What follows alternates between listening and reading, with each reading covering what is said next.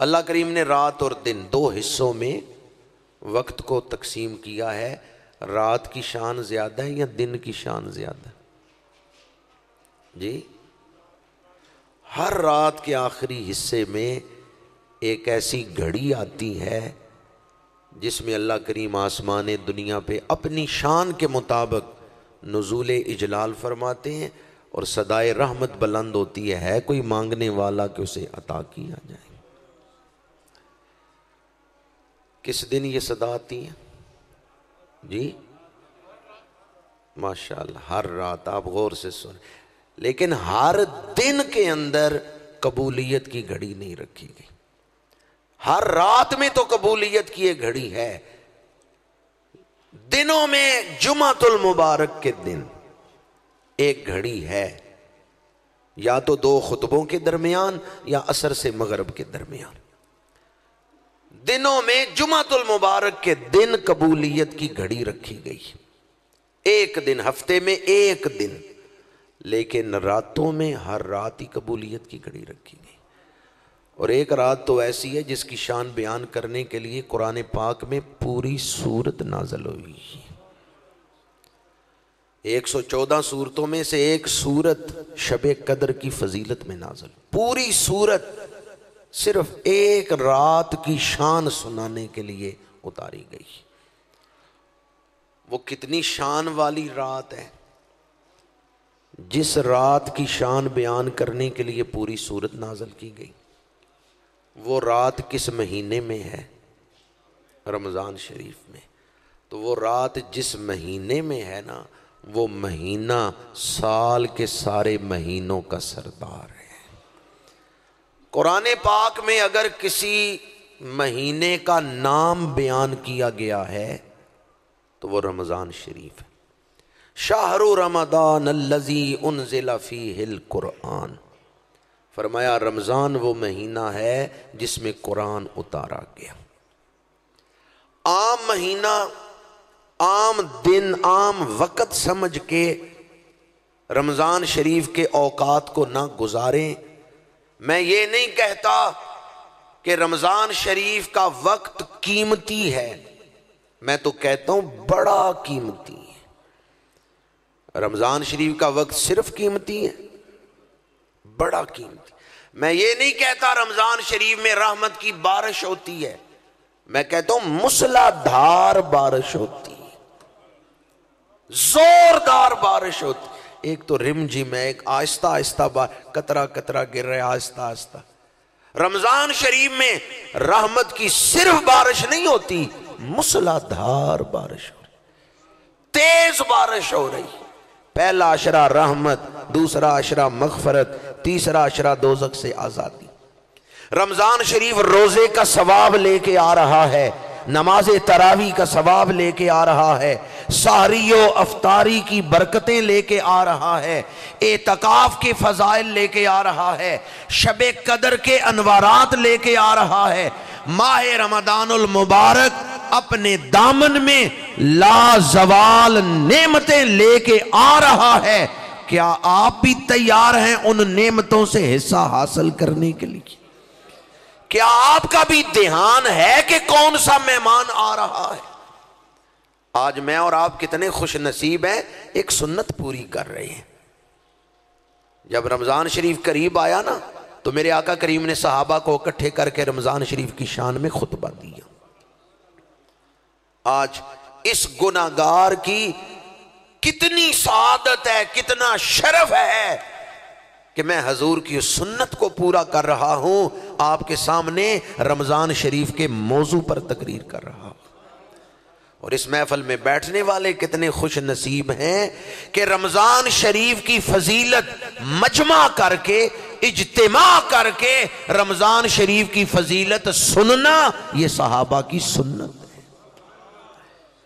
اور وہ مہینہ کتنی شان والا ہے جس کے لیے حضور صحابہ کو اکٹھا کر کے فضیلت سنائے. میرے آقا کریم نے جب ارشاد فرمایا نا بڑی شان والا آ رہا ہے، تو حضرت فاروق اعظم ہاتھ جوڑ کے عرض کرتے ہیں یا رسول اللہ وہ کون آ رہا ہے جس کی طرف آپ ہمیں متوجہ کر رہے ہیں؟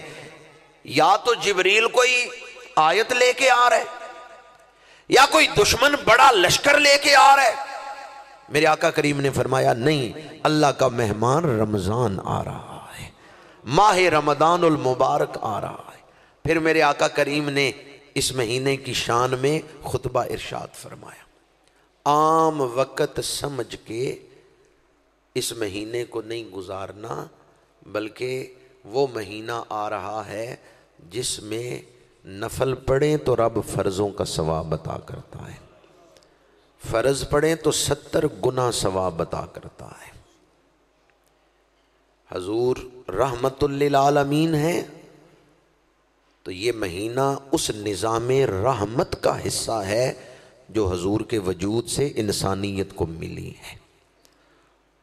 وہ رحمت جو حضور کے وجود سے انسانیت کو ملی، وہ نظام رحمت جس میں کوئی ڈھل جائے تو دنیا اور آخرت میں رب کی رحمتیں پا لیتا ہے، ماہ رمضان اس نظام رحمت کا حصہ ہے۔ حضرت ابراہیم نے دعا مانگی، یا اللہ وہ شانوں والا رسول بھیج دے جو ان لوگوں کو پاک کرے۔ کیا کرے؟ وَيُزَكِّيهِمْ، یا اللہ وہ شانوں والا رسول بھیج جو ان لوگوں کو پاک کرے۔ حضور نے جو نظام طہارت عطا کی ہے نا، رمضان شریف اس نظام طہارت کا حصہ ہے۔ یہ ہمیں پاک کرنے کے لیے آ رہا ہے۔ جس نے روزے رکھے، نماز تراویح ادا کی، جب عید کا چاند طلوع ہوگا وہ مومن اس طرح ہوگا جیسے آج ہی ماں کے پیٹ سے پیدا ہوا ہے۔ اللہ اس کے پچھلے گناہوں کو معاف فرما دے گا۔ اللہ ہمیں گناہ بخشوانے کا ایک موقع دے تو گناہ معاف کروا لینے چاہیے یا نہیں؟ کوئی ہے جو یہ معاذ اللہ معاذ اللہ معاذ اللہ جرت کرے، کوئی بات نہیں، گناہ رہنے دے میرے نامہ اعمال میں حشر کے دن دیکھ لوں گا، کوئی کہہ سکتا ہے؟ صغیرہ گناہ کا بھی اگر حساب دینا پڑ جائے نا تو ہم جان خلاصی نہیں کر سکتے۔ اس لیے کسی چھوٹے گناہ پر بھی اصرار نہیں کرنا چاہیے۔ اللہ ہمیں ایک موقع دے رہا ہے گناہ بخشوانے کا، اس موقع کی قدر کر لیں۔ روزے فرض کرنے آج ہم ارادہ کرتے ہیں کہ انشاءاللہ پچھلے جتنے رمضان ہم نے گزارے اس دفعہ شاندار رمضان گزاریں گے۔ آہستہ انشاءاللہ کہہ رہے ہیں۔ پچھلے 2 رمضان تو ہم نے کرونا میں ہی گزارے ہیں، پابندیاں، جب بھی رمضان آتا تھا تو پھر ہمیں خاص پابندیاں سنائی جاتی تھی، تو اس دفعہ تو وہ نہیں ہے۔ تو مسجدوں کی رونق بحال کر سکتے ہیں رمضان میں۔ یہ کرونا کے بعد پہلا رمضان آ رہا ہے کہ جس میں پابندیوں سے ہمیں نہیں ڈرایا گیا، اس لیے یہ نہ کہیں بھی ہمارا کوئی احسان ہے کہ ہم اللہ کے گھر مسجد میں آ گئے ہیں۔ اپنے گلی محلے میں جہاں بیٹھیں دوست احباب کو کہیں کہ اللہ نے ایک بار پھر موقع دیا ہے ہمیں مسجد میں آنے کا، ورنہ وہ پابندیاں لگوا کے روک بھی سکتا ہے۔ ویسے جب پلیدیاں بڑھ جائیں نا تو ممکن ہے وہ روک بھی دے، لیکن اللہ نے ایک موقع پھر ہمیں دے دیا ہے کہ پابندیاں ہٹ گئی ہیں، مسجد میں آ سکتے ہیں۔ مسجد میں آ گئے تو ہمارا احسان نہیں بلکہ اجازت مل گئی، یہ اللہ کا فضل ہے، یہ اللہ کا کرم ہے۔ تو کرونا کے بعد اس دفعہ جو رمضان شریف آ رہا ہے، آج ہم ارادہ کرتے ہیں پچھلی زندگی کے سارے رمضان جو ہم نے گزارے، موجودہ رمضان سب سے شاندار گزاریں گے۔ اب بھی جتنے لوگ بیٹھے ہیں اس طرح جوش ولولے سے ارادہ نہیں کر سکے۔ اللہ کریم نے اس لیے تو نہیں ڈر رہے بھی گرمیاں آ رہی ہیں، نیٹ والے خبر دے رہے ہیں بھی گرمیاں بڑی شدید آ رہی ہیں، اپریل میں گرمی شروع ہو جائے گی۔ اللہ کریم نے جب روزے فرض کیے ہیں نا تو ہر ایک انسان پہ روزے نہیں فرض ہوئے، صرف ایمان والوں پہ ہوئے ہیں۔ یا ایھا الذین آمنو، روزے ایمان والوں پہ ہی فرض ہیں، دوسروں پہ فرض ہی نہیں ہے۔ روزے ایمان والوں پہ ہی فرض۔ اب میں اس کی تشریح نہیں کر سکتا اور تشریح نہیں کر سکتا، یہ آپ نے خود ہی سمجھنا ہے کہ میں کیا کہہ رہا ہوں. روزے فرض ہی ایمان والوں پہ ہیں, دوسروں پہ فرض ہی نہیں. روزے فرض کرنے سے پہلے یہ کیوں فرمایا اے ایمان والو تمہارے اوپر روزے فرض ہے؟ ایمان ایک طاقت کا نام ہے, ایمان ایک قوت کا نام ہے. ایمان بڑے اعلیٰ جذبے تک پہنچا دیتا ہے. ایمان تو گھر بار چھوڑ کے مکہ سے ہجرت کر کے گھر مکے میں, کاروبار مکے میں, جائیدادیں مکے میں, مہاجرین صحابہ سب کچھ چھوڑ کے اکیلے, کئی ایسے ہیں جوتے بھی اتار کے ننگے پیر گئے. جناب عبد الشمس جن کا نام بعد میں عبداللہ رکھا گیا, ان کے چچا نے جسم سے کپڑے بھی اتروا لیے. انہوں نے اپنی ماں سے ایک چادر مانگی, 2 حصے کیے, ایک سے ستر ڈھانپا, شرمگاہ ڈھانپی, دوسرے سے سر ڈھانپا, ننگے پیر مکے سے مدینہ منورہ آئے. کون سا جذبہ ہے کہ وہ ننگے پیر مکے سے مدینہ منورہ آ رہے ہیں؟ ایمان. کون سا جذبہ ہے جس نے یہ قربانی کا حوصلہ پیدا کر دیا ہے کہ گھر مکے میں, کاروبار مکے میں, سب کچھ چھوڑ کے صحابہ مدینہ منورہ آ گئے؟ کون سی طاقت ہے جس نے یہ حوصلہ بخشا ہے؟ ایمان. آگ کے انگاروں پہ لیٹ کے بلال حبشی احد احد کا نغمہ سرمدی الاپ رہے. چربی جلتی ہے تو جلتی رہے, میری زبان کلمہ پڑھتی رہے گی. حضرت بلال حبشی کے سینے میں ایمان ہے, وہ آگ پہ لٹا کے بھی کلمہ پڑھا رہا ہے.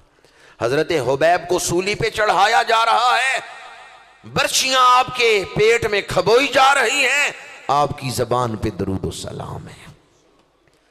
اللہم بلغنا رسالت رسولک فبلغ ما یسنى بنا.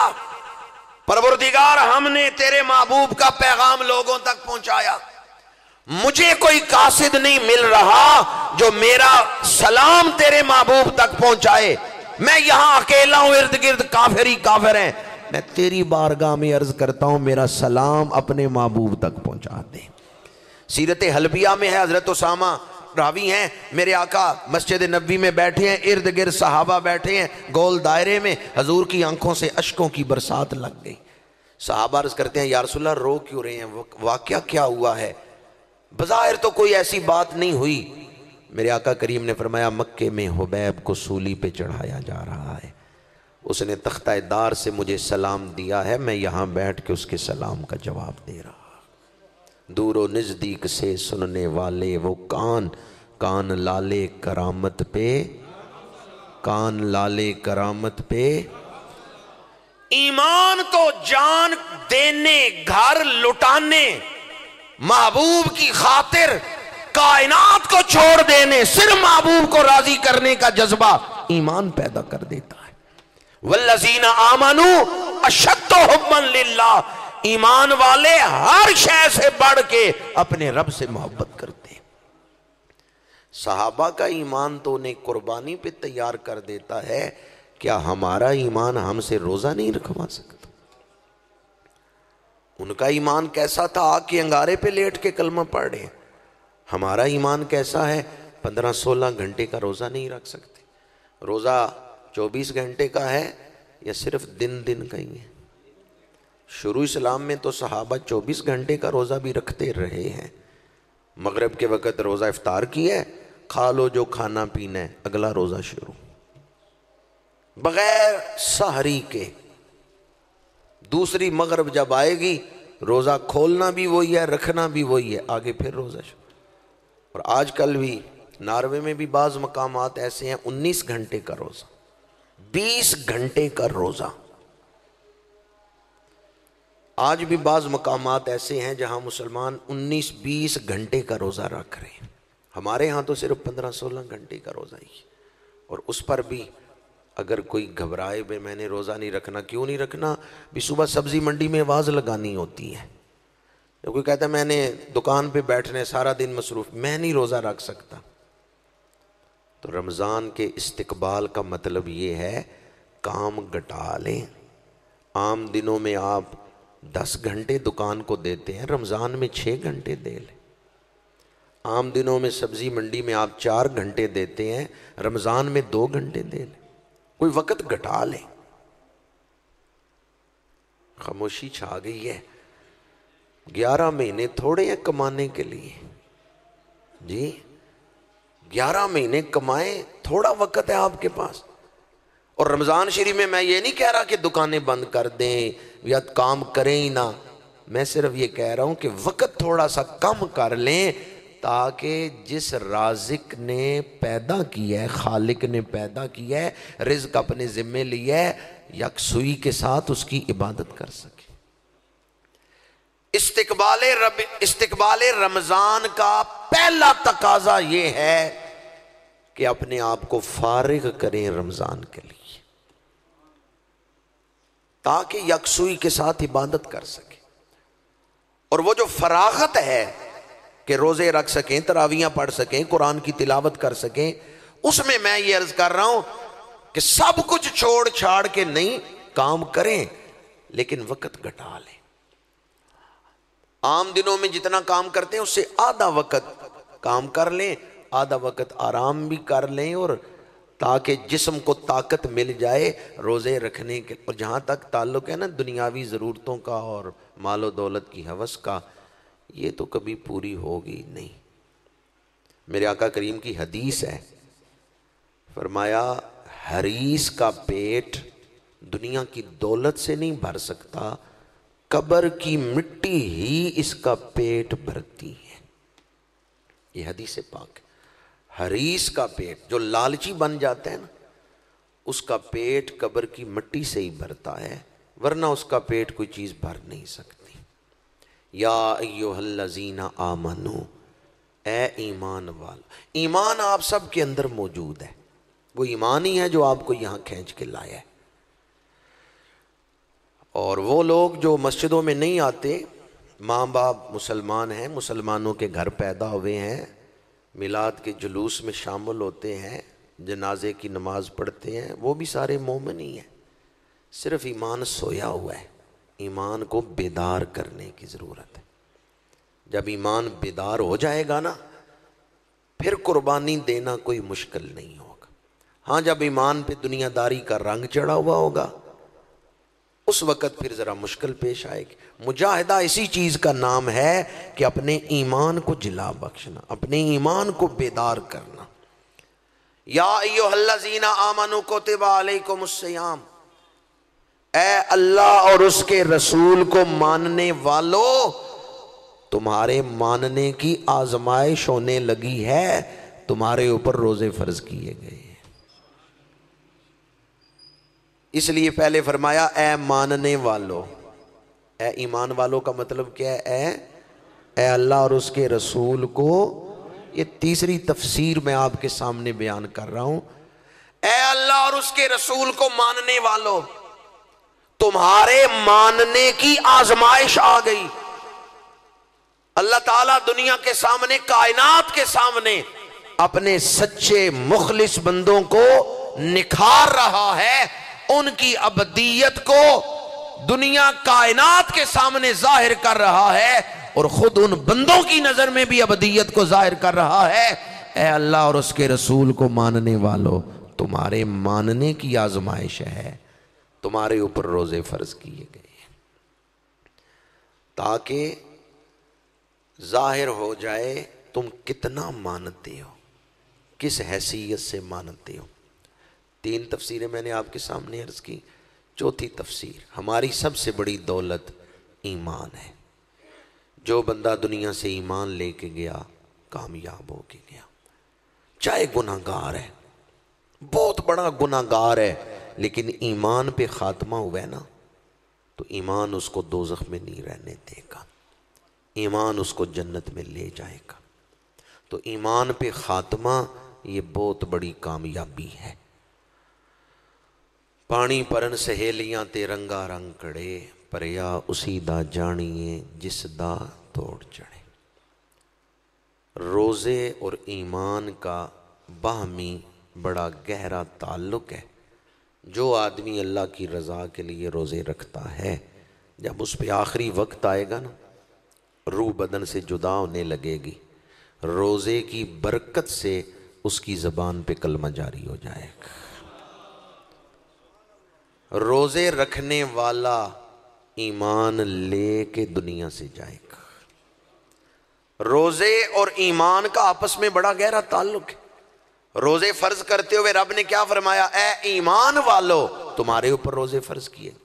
تو روزہ ایمان کو راسخ کر دیتا ہے، روزہ ایمان کے اعلیٰ مقام پر مومن کو لے جاتا ہے۔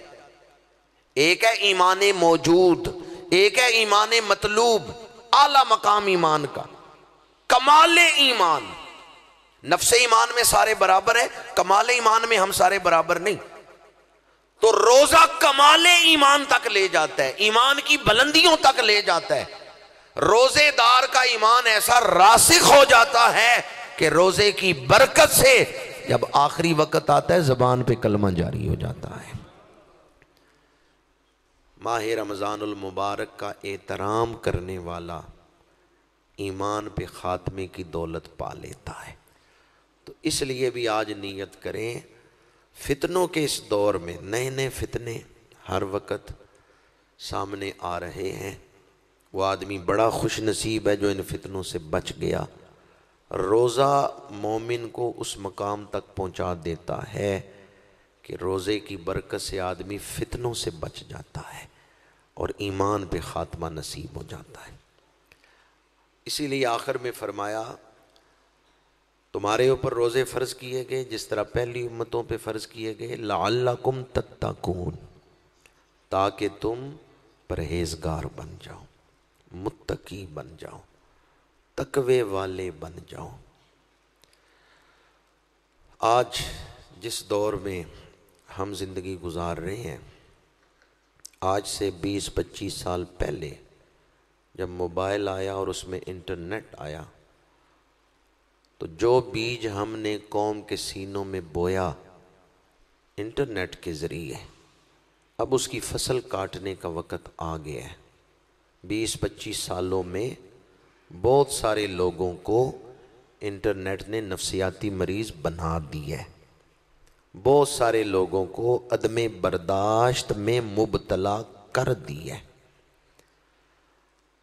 میاں والی میں باپ نے بیٹی کو قتل کر دیا ہے، لاہور میں بیٹے نے ماں کو قتل کر دیا ہے، سرگودا میں وہاں بچھرا میں بیٹے نے ماں کو قتل کر دیا ہے، منگلا میں بیٹے نے ماں اور باپ دونوں کو قتل کر دیا ہے۔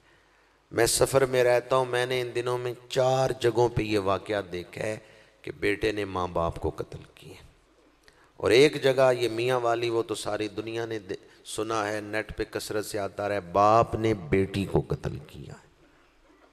یہ ابھی شروعات ہے، یہ ابھی آغاز ہے، آگے آگے دیکھیے ہوتا ہے کیا۔ اگر ہم نے اس وقت کنٹرول نہ کیا، اگر ہم نے اس وقت اپنی ذمہ داری ادا نہ کی تو آنے والی نسل نفسیاتی مریض بھی بن جائے گی، چھوٹی چھوٹی باتوں میں گھروں میں جھگڑے بھی کھڑے ہوں گے، اور اس کا سبب انٹرنیٹ ہے۔ بچے آپ کے ہیں، کھانا آپ کھلاتے ہیں انہیں، کپڑے آپ انہیں لے کے دیتے ہیں، پر تربیت ان کی یہودی اور ہندو کر رہے ہیں۔ آپ کے بچوں پہ انٹرنیٹ کے ذریعے رنگ ہندوستان کا چڑھ رہا ہے، رنگ یہودیوں کا چڑھ رہا ہے، رنگ غیر مسلموں کا چڑھ رہا ہے، جبکہ بچے آپ کے ہیں، پال آپ رہے ہیں، کھانا آپ کھلا رہے ہیں، کپڑے آپ خرید کے دے رہے ہیں، آپ کے بچوں پہ آپ کا رنگ ہی نہیں چڑھ رہا، مسلمانوں کا رنگ ہی نہیں چڑھ رہا۔ رنگ ان پہ طوائفہ عورتوں کا چڑھ رہا ہے، رنگ ان پہ کرکٹ کے کھلاڑیوں کا چڑھ رہا ہے، رنگ ان پہ اوباش نوجوانوں کا چڑھ رہا ہے۔ بچے آپ کے ہیں، افسوس کا مقام ہے یا نہیں؟ آپ صرف پال رہے ہیں، ورنہ آپ کے بچوں کو اغوا کر لیا گیا ہے، ان کے ذہن اغوا کر لیے گئے انٹرنیٹ کے ذریعے۔ چھوٹے بچوں کے گیموں میں بھی ایسی چیزیں ڈال دی گئی ہیں کہ خنزیر کو دوست، فرینڈ اینیمل بنا کے پیش کیا جاتا ہے کہ خنزیر جو ہے نا وہ انسانیت کا دوست ہے۔ تو کئی بچے شروع سے ہی کہتے ہیں جی خنزیر بڑا اچھا یہ میرا دوست ہے۔ بچوں کے لیے ایسی گیمیں یا ایسے جو ہیں وہ کارٹون بنا دیے گئے ہیں۔ فتنوں کے اس دور میں وہ بڑا خوش نصیب ہے جو ان فتنوں سے اپنے آپ کو بھی بچا لے اور اپنی اولاد کو بھی بچا لے۔ ہمارے ہاں لوگ جب بیٹھتے ہیں نا کہیں، پوری قوم کی فکر کرتے ہیں۔ میں آپ کے سامنے ہاتھ جوڑ کے عرض کرتا ہوں، قوم کی فکر چھوڑ دیں۔ اللہ نے آپ کی ڈیوٹی نہیں لگائی ساری قوم کی اصلاح کرنا، نہ فکر کریں ساری قوم کی۔ قوم کی اصلاح کرنا علماء کی ڈیوٹی ہے، وہ دے رہے ہیں ڈیوٹی، آپ نہ فکر کریں قوم کی۔ اللہ نے آپ کی ڈیوٹی لگائی ہے، تم اپنے گھر کو ٹھیک کرو۔ جب اصلاحی بات ہوتی ہے نا، ہم قوم کی فکر شروع کر دیتے ہیں، فلاں اس طرح کر رہے فلاں، چھوڑیں ان کو، آپ اپنے گھر کی فکر کریں۔ اللہ نے قرآن میں فرمایا ہے، یا ایھا الذین آمنوا قوا انفسکم واہلیکم نارا۔ یہ جو پورے معاشرے کی اصلاح ہے نا، یہ سب کی ڈیوٹی نہیں، جو اس کے اہل ہیں ان کی ڈیوٹی ہے، یہ علماء کی ڈیوٹی ہے، لیکن گھر کی اصلاح کرنا یہ ہم سب کی ڈیوٹی ہے۔ کلکم راع وکلکم مسئول عن رعیتہ، فرمایا تم میں سے ہر ایک شخص جواب دہ ہے اللہ کی بارگاہ میں کہ اس کے گھر میں کیا ہوتا ہے۔ کلکم راع وکلکم مسئول عن رعیتہ۔ آج ہم یہ ارادہ بھی کرتے ہیں انشاءاللہ میرے گھر میں رمضان کا احترام کیا جائے گا۔ ارادہ دل میں پختہ کریں، انشاءاللہ بے شک آستہ ہی کہیں، لیکن ارادہ دل میں پختہ کریں کہ میرے گھر میں رمضان کی بے حرمتی نہیں ہوگی۔ بعض بزرگوں نے ایک واقعہ لکھا ہے کہ ایک مجوسی تھا، گلی سے گزر رہا ہے تو کیا دیکھا، اس کا بیٹا رمضان کے دنوں میں گلی میں کھڑے ہو کے کوئی چیز کھا رہے، اس نے اپنے بیٹے کو تھپڑ مارا، کھینچ کے گھر لے آیا۔ بیٹے نے کہا ابا جی میرا قصور کیا ہے، مجھے آپ مار رہے ہیں؟ اس نے کہا رمضان شریف کا مہینہ ہے اور تو گلی میں کھڑے ہو کے کھا رہا ہے۔ اس نے کہا ابا جی ہم مسلمان تو نہیں ہیں، وہ تو مسلمانوں کا مہینہ ہے۔ اس مجوسی نے کہا مسلمانوں کے مہینے کا احترام کرو، یہ رمضان شریف مسلمانوں کے نزدیک احترام کا مہینہ ہے اور تو گلی میں کھڑے ہو کے کھا رہا ہے۔ علماء لکھتے ہیں اس احترام کی وجہ سے اس مجوسی کو اللہ نے ایمان کی دولت عطا فرما دی، مرتے دم اس کو کلمہ نصیب ہو گیا ہے۔ تو ماہ رمضان المبارک کا احترام کرنے والا وہ بخش دیا جاتا ہے، اس کی برکت سے ایمان پہ خاتمہ نصیب ہو جاتا ہے۔ میرے گھر جو رہیں گے بالغ بچے ہیں، میں انہیں روزہ رکھواؤں گا۔ نماز تراویح کے حوالے سے بعض جگہوں پہ لوگ غفلت میں مبتلا ہوتے ہیں۔ نماز تراویح سنت مؤکدہ ہے، سنت مؤکدہ کا تارک گناہگار ہوتا ہے۔ یہ نفل نماز نہیں، یہ مستحب بھی نہیں، بلکہ کیا ہے، سنت غیر مؤکدہ بھی نہیں، یہ سنت مؤکدہ ہے۔